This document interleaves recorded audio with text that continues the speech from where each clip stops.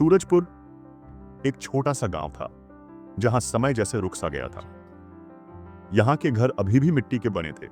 कुएं से पानी निकालना, बैलगाड़ियां और चौपाल पर बैठकर घंटों बातें करना। यहाँ लड़कों को पढ़ाना जरूरी समझा जाता था, लेकिन लड़कियां, उनकी किस्मत बस चूल्हा चौका, खेत और शादी में ही बंधी रहती थी। गांव के बड़े बूढ़े कहते थे, लड़कियों का काम पढ़ाई नहीं, घर संभालना है। लड़कियां पढ़कर क्या करेंगी? पढ़ाई लिखाई तो लड़कों के लिए होती है। ऐसी बातें हर घर में आम थी, लेकिन कहते हैं ना, हर बदलाव की शुरुआत अक्सर एक चिंगारी से होती है। यह सपना देखा था छोटी सी गुड़िया ने। गुड़िया 5 भाई बहनों में छोटी थी, दुबली पतली थी।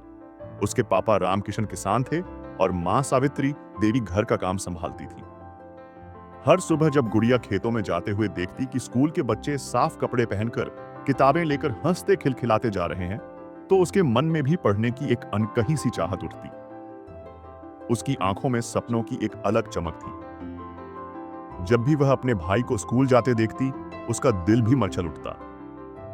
गुड़िया अक्सर घर आकर अपनी मां से कहती, अम्मा, मुझे भी स्कूल जाना है, मैं भी पढ़ना चाहती हूं। मां सिर पर हाथ फेरते हुए कहती, बिटिया, हमारे घर में लड़कियां स्कूल नहीं जाती, तू घर के काम सीख, यही तेरी पढ़ाई है। लेकिन सपनों का कोई दायरा नहीं होता। गुड़िया ने ठान लिया था, चाहे जो हो जाए, उसे स्कूल जाना है। एक दिन गुड़िया ने अपने पापा से मासूमियत से कहा, बापू, मैं भी स्कूल जाऊंगी। अरे पगली, तुझे स्कूल का क्या करना है? तू तो बड़ी होकर घर गृहस्थी संभालेगी। मां ने चुपचाप आंचल में मुंह छुपा लिया। उसे भी पता था लड़कियों के सपने इस गांव में कब कुचले जाते हैं। लेकिन गुड़िया का सपना मजबूत था। वह रोज भाई की किताबें चुपके से उठाती, अक्षर पहचानने की कोशिश करती और मिट्टी पर उंगली से अभ्यास करती। गुड़िया ने धीरे धीरे अपने पिता को मनाना शुरू किया। वो रोज खेतों में काम करने में उनकी मदद करती, पानी लाती, जानवरों को चारा देती और फिर शाम को उनके पास बैठ जाती। बाबा, गुड़िया धीरे से बोलती, अगर मैं पढ़ूंगी तो आपको चिट्ठी लिख सकूंगी, शहर से अच्छे बीज मंगवा सकूंगी, आपसे कोई धोखा नहीं करेगा। रामकिशन पहले तो हंसे। ये बातें लड़कों के लिए होती हैं बेटिया।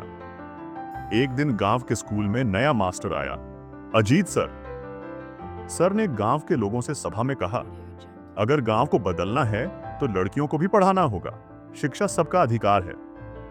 गांव में हलचल मच गई। बुजुर्ग बोले, हमारे रीति रिवाज नहीं बदलेंगे। लेकिन कुछ नौजवानों को बात जमी। गुड़िया ने फिर बापू से जिद की, बापू, बस एक बार कोशिश करने दो। रामकिशन परेशान था, समाज क्या कहेगा?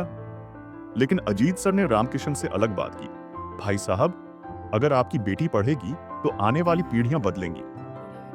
गुड़िया की सच्ची लगन देखकर उनका मन पिघल गया। उन्होंने सभा के सामने खड़े होकर कहा, मेरी गुड़िया पढ़ेगी, जो चाहे कहे। गांव में हलचल मच गई। कई लोगों ने ताने मारे, अब लड़की घर से बाहर निकलेगी? कौन लड़का शादी करेगा इससे? बर्बाद करेगा अपनी इज्जत। जब गुड़िया पहली बार स्कूल गई तो उसने अपनी मां की सिलाई की हुई पुरानी सलवार कमीज पहनी थी और बालों में लाल रिबन बांधा था। उसकी आंखों में डर भी था, उत्साह भी। स्कूल के बच्चे उसे देखकर हंस पड़े। कुछ ने ताने भी मारे, गंवार लड़की स्कूल आई है, जा घर का काम कर। लेकिन गुड़िया ने किसी की परवाह नहीं की। वह चुपचाप आखिरी बेंच पर जाकर बैठ गई। लेकिन अजीत सर ने गुड़िया का हौसला बढ़ाया, गुड़िया, याद रखो, सबसे मुश्किल रास्ते ही सबसे खूबसूरत मंजिल तक पहुंचते हैं। तुम भी सब सीखोगी गुड़िया, कोई फर्क नहीं पड़ता किस घर से हो। गुड़िया ने कान बंद कर लिए, सिर झुकाया और पढ़ाई में डूब गई। धीरे धीरे गुड़िया ने पढ़ाई में सबको पछाड़ना शुरू कर दिया। उसकी मेहनत रंग लाने लगी। स्कूल के बाद गुड़िया को खेतों में काम करना पड़ता था। रात को थकी हारी होने के बावजूद वो टेबल लैंप के नीचे बैठकर पढ़ती। गांव की औरतें कुछ कुछ फुसफुसाती, देखो, रामकिशन की लड़की बिगड़ गई। अरे पढ़ लिख के क्या करेगी? लड़का ढूंढने में दिक्कत होगी। गुड़िया का मन कई बार रोता, टूटने को होता। लेकिन मां रात को सिर सहलाकर कहती, बिटिया, तू डरी मत, तू हमारा सपना है। कभी कभी गुड़िया रोती थी, लेकिन हार नहीं मानती थी। उसने अपनी डायरी में लिखा था, अगर मैं हार गई तो फिर कोई और गुड़िया कभी सपने देखने की हिम्मत नहीं कर पाएगी। गुड़िया हर सुबह सूरज से पहले उठती, घर का काम करती और फिर स्कूल जाती। 6 महीने बाद स्कूल में परीक्षा हुई। गुड़िया ने पूरे स्कूल में पहला स्थान पाया। हेडमास्टर साहब ने उसे मंच पर बुलाया। मास्टर साहब ने सब बच्चों के सामने उसे सम्मानित किया, मेडल पहनाया और सबके सामने कहा, यह बच्ची गांव की शान है। उस दिन पहली बार गांव वालों ने तालियां बजाईं। गांव में थोड़ी थोड़ी बातें बदलने लगी। अरे, रामकिशन की बेटियां तो होशियार निकली, शायद लड़कियां भी कुछ कर सकती हैं। पहली बार किसी ने गुड़िया की सराहना की थी। बड़े बड़े बुजुर्ग जो कल तक ताने मारते थे, अब सिर हिलाते हुए बोले, बेटी भी कुल का नाम रोशन कर सकती है। गुड़िया 8वीं कक्षा तक आ गई थी। अब चुनौती थी, आगे पढ़ने के लिए शहर जाना।